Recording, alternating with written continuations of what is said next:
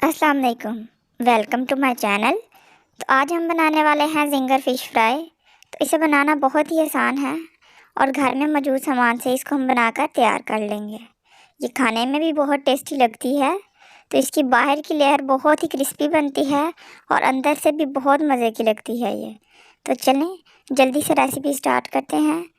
اور اگر آپ میرے چینل پر نئے ہیں تو میرے چینل کو میری ویڈیو کو لائک کیجئے، سبسکرائب کیجئے اور شیئر کرنا نہ بھولیے۔ تو میں نے یہاں پر 1 کلو یہ بون لیس فش لی ہے اور میں نے اس کو اس طرح کے پیسز میں کٹ کروا لیا تھا۔ تو چلیں اس کو میرینیٹ کرتے ہیں۔ تو سب سے پہلے اس میں جائے گا 1 بڑا چمچ لہسن کا پیسٹ۔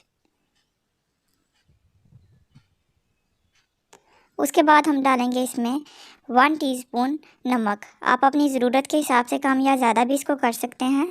اس کے بعد اس میں جائے گا ½ ٹی اسپون ہلدی پاؤڈر،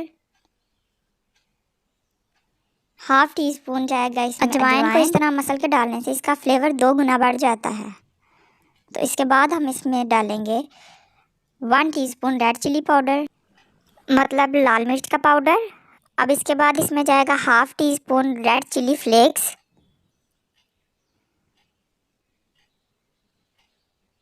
اب اس میں جائے گا 1 ٹی اسپون سوکھے دھنیا کا پاؤڈر۔ اس کو میں نے پہلے روسٹ کر لیا تھا۔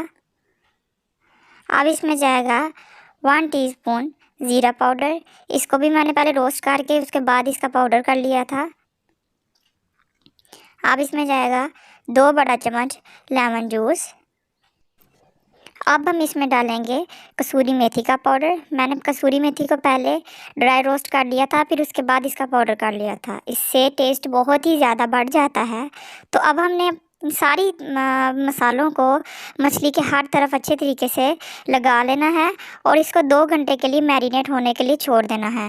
کم سے کم آپ نے 2 گھنٹے رکھنے ہیں اور اس باؤل کو آپ نے فریج میں رکھنا ہے، باہر نہیں رکھنا۔ تو اب ہم اپنی کوٹنگ کی تیاری کر لیتے ہیں۔ تو اس کے لیے میں نے یہاں پر 1 کپ میدا لے لیا ہے اور آدھا کپ اس میں ہم اب ڈالیں گے کارن فلور۔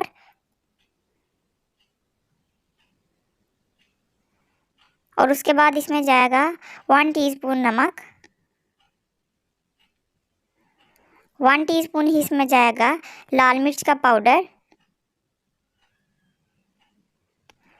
اور 1 ٹی اسپون ہم اس میں ڈالیں گے بیکنگ پاؤڈر۔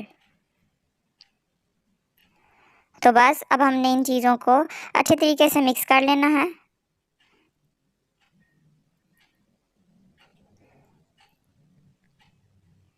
تو مکس کر لینے کے بعد ہم نے اس میں سے 3 چمچ جو ہیں وہ ایک علیحدہ باؤل میں نکال لینے ہیں۔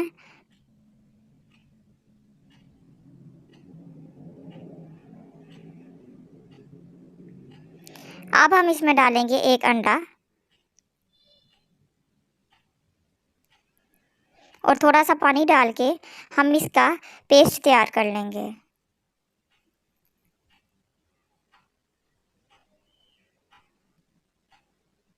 میک شور کہ اس سلری میں کوئی لمس وغیرہ نہ ہو۔ ہمیں اس کا ایک دم سموتھ سا سلری چاہیے فش کی کوٹنگ کرنے کے لیے۔ تو دیکھیں ہماری سلری بن کے بالکل تیار ہے۔ تو اب ہم نے جو میرینیٹ کی ہوئی فش تھی اس کو بھی تقریباً 2 گھنٹے ہو گئے ہیں میرینیٹ ہوتے ہوئے۔ تو سب سے پہلے ہم اس کو اس ویٹ مکسچر کے اندر کوٹ کریں گے۔ اس کے بعد جو ہے ہم اس کو وہ فلور کے اندر کوٹ کریں گے۔ میں اس کی ڈبل کوٹنگ کر رہی ہوں۔ اس کے ساتھ جو اس کی لیئر بنے گی وہ بہت ہی زیادہ کرسپی رہے گی۔ تو بس ہم نے اب اس کو سیم پروسیس کے ساتھ اس کو اسی طرح دوبارہ کوٹ کر لینا ہے۔ اب اس کے بعد میں نے میڈیم لو پر آئل کو پہلے ہی گرم کر لیا تھا۔ آپ نے بہت زیادہ فش کے پیسز نہیں اس میں ڈالنے اور ڈالتے سارے اس کو آپ نے ہلانا نہیں ہے۔ تقریباً 2 سے 3 منٹ کے بعد ہم اس میں چمچ ہلائیں گے، کیونکہ اگر آپ فش کو ڈالتے ہی اس کے اندر چمچ ہلاتے ہیں تو اس کی کوٹنگ اتر جاتی ہے۔ تو تقریباً 2 سے 3 منٹ کے بعد ہم نے اب فش کو اوپر نیچے سے ہلاتے ہوئے جو ہے وہ اس کو گولڈن براؤن کلر آنے تک ہم نے اس کو میڈیم فلیم کے اوپر ہی اس کو پکا لینا ہے۔ یاد رہے فلیم بہت زیادہ ہائی نہیں ہونی چاہیے، کیونکہ اس سے باہر والی لیئر تو آپ کی بہت جلدی کرسپی ہو جاتی ہے۔ تو جو ہماری فش ہے وہ اندر سے کچی رہ جاتی ہے۔ تو بس اب ہم نے گولڈن براؤن ہونے تک اپنی فش کو پکا لینا ہے۔ تو ہمارا اب جو فش کا کلر ہے بہت ہی اچھا آ چکا ہے۔ تو بس اب ہم نے اس کو پیپر ٹاول کے اوپر ڈھک دینا ہے، جو اس کا ایکسیس آئل ہے وہ سارے کا سارا اس میں سے نکل جائے۔